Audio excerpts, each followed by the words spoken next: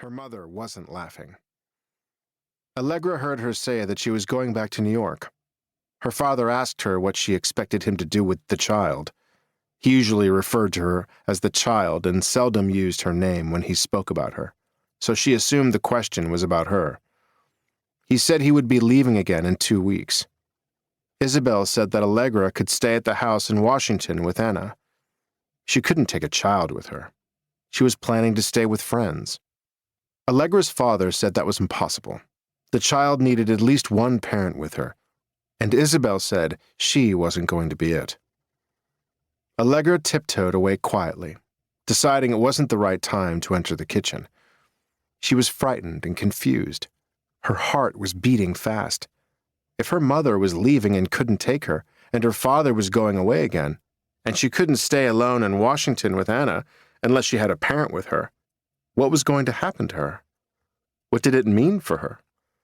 She hardly ever saw her paternal grandparents, and they were very old. Her mother had said her parents weren't an option either. Allegra went back upstairs to her room and sat on her bed with her teddy bear in her arms. His name was George. She had to wait for them to tell her where she was going. When she walked back to her room, Allegra saw her mother's suitcases lined up outside her bedroom.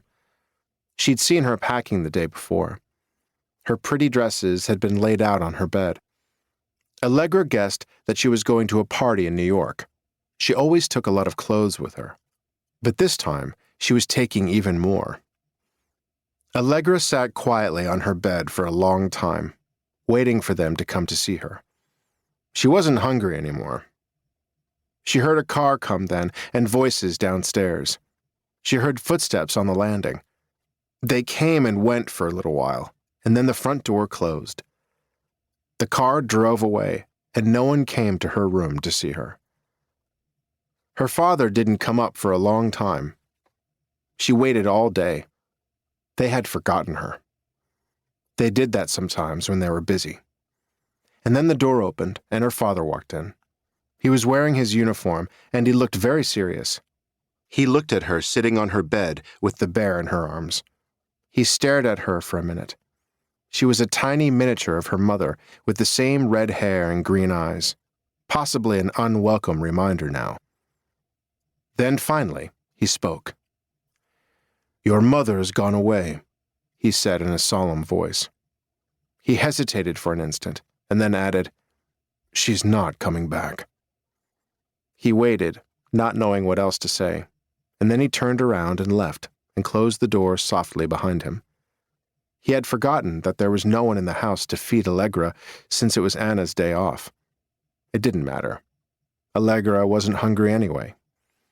She sat looking at the door, holding George tightly in her arms.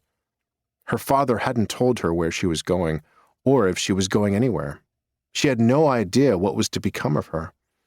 All she could think of was that her mother had forgotten to say goodbye when she left.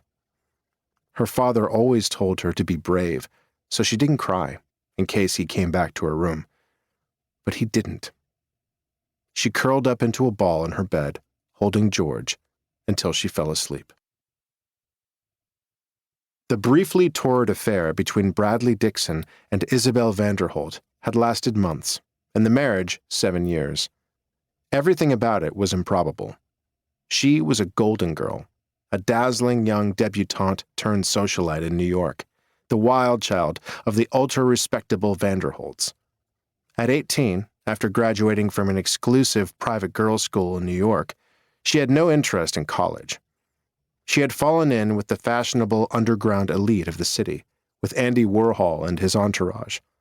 She was a nightly regular at Studio 54, known as a modern-day Gomorrah, a hotbed of drugs and disco, socialites mingling with musicians, Hollywood stars, and a hefty dose of appealing riffraff. The ambiance was racy and unsuitable. Her parents had long since given up trying to rein her in. She was their only child.